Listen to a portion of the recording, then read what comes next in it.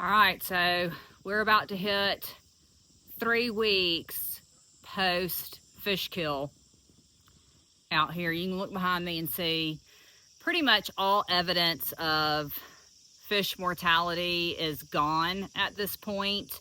The water is a little dark. I will say I've noticed she's worked real hard to clean herself up, and it's obvious. I do see a little bit of sludge up in the corners. It's minimal. It's not much at all. That could be cyanobacteria. That could be just from the nutrient load of those decomposing fish. But all in all, this is how we look today. And, you know, for 2 weeks, I turned the corner coming out here and I white knuckle the steering wheel. Honestly, without even thinking about it, I just grip on that steering wheel because the pain I felt from losing all of these trophy fish and all of the potential that I had sitting in this 5 acres out here, it was a physical pain. Like, a lot of people really don't understand that. If you've ever experienced a big die-off in your pond or even at your favorite public waterway, it changes you. It really does. And we've seen several events out here, not one like what we just went through. But I say all that to say this. Today I walked out here on the main dock and I looked out over the water, and I got a little bit better visibility right now than I did a few days ago. I got a little bit of a better water color than I did a few days ago, and I just felt that fire in the belly. I felt it. And yeah, so I am stoked. I've got a lot of things to do.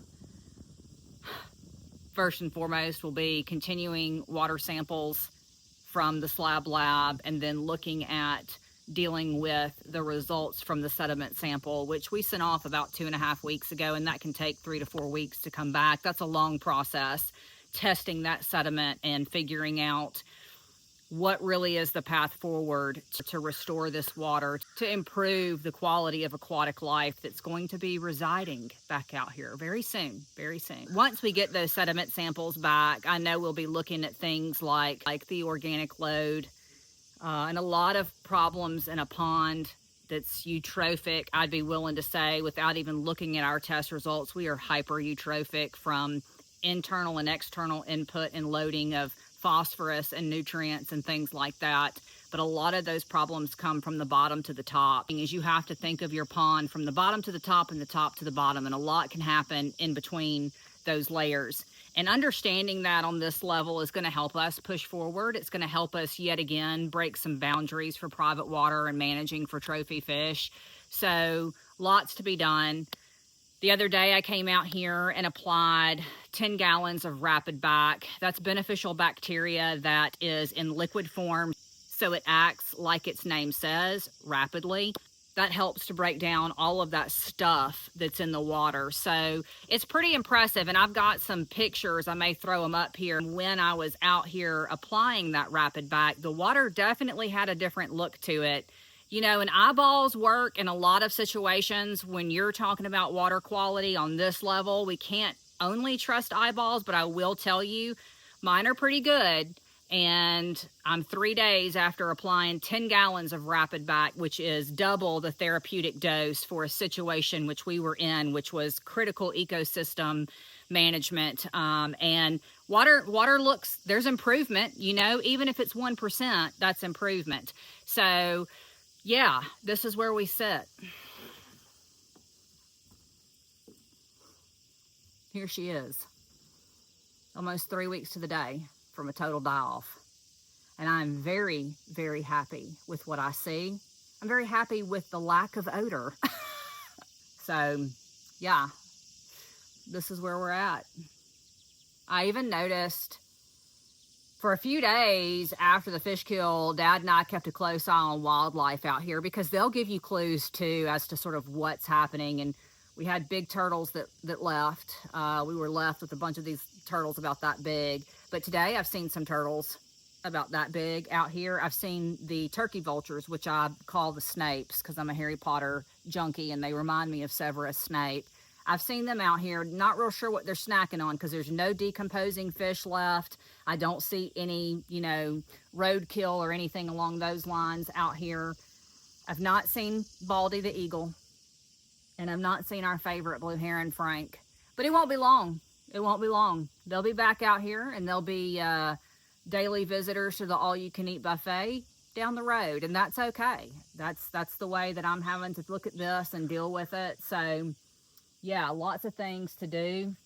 I'm gonna get my feeders cleaned up. The feeders have put in the work over the years. I'm gonna get them all polished up, shiny, make sure they're in great working condition, because we're gonna start feeding fish. We may even do it before 2025 is up. I don't know. Waiting on those sediment samples to give us our marching orders going forward on what it's gonna take to restore the water and get it habitable for fish and get it ready for fish to live here and grow here.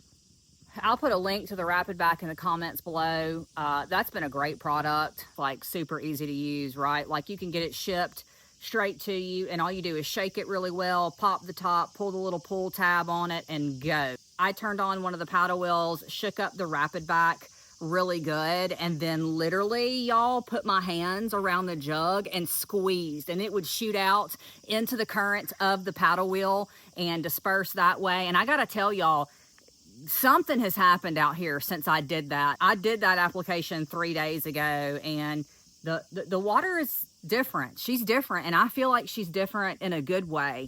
Obviously, water samples are going to tell us a whole lot more, and while we wait on sediment samples, we are continuously gathering water samples and shipping them off using Natural Waterscape, super easy test kit, so that we have an idea of how is she rebounding, what exactly do we need to do, and yeah, but this is where we are today. The Slab Lab, good old Texas hunter. I can't wait to fire her up. I cannot wait. One of the things I really want to get done out here is fry scene, is because several days before the fish kill in July, the bluegills did bed. Now, fish eggs are highly susceptible to dissolved oxygen and water chemistry mix-up. I'm not saying that I believe we've got any left, but we need to know. You know, the Slab Lab is a one-off. There's always some miraculous thing that happens out here. So I'm not ruling it out either, but it would be interesting to see, are there any bluegill fry? Is there any unwanted fish species that we don't want in here going forward? Obviously, we've got thousands upon thousands of gambusia. I'm cool. I like to watch them. It gives me a fish in the water out here to watch. So they're kind of like my little Band-Aid right now, although, you know, they don't really take feed. I mean, I have seen gambusia like peck at the feed, and there's a little watering hole down the road. It's actually where the Slab Lab pours out when we've got water over the spillway, and there's little bitty bluegills in there, and I take a little bucket of feed down there and I feed them because this is an itch I cannot scratch. I have to see fish feed. I'm obsessed with it. Crazy bluegill lady. I don't care, but I enjoy watching fish come to feed, and you know, I'm in the business of growing big fish. I got to get back after it, and I'm doing all the things I need to do, but you know, a big piece of that is time, and I'm gonna do what I got to do to get her up and going, and I'm gonna bring all of that to y'all. Slab Lab 2.0. If you don't know, now you know. I feel a change coming in the air. I'm gonna grow the biggest bluegill. I don't care. We're gonna see what we do with this. My hands have gotten a little soft here, and I have a rule: no soft hands. You do the work. You want the reward, you earn it. And that's what the Slab Lab is gonna do. I can see it, I can feel it. I feel this place in my bones. I literally bleed bluegill at this point. It's in my DNA. Fire in the belly is stoked. She's burning. Does that sound right? I'm ready to roll. I am ready to roll. I'm in the business of growing big fish.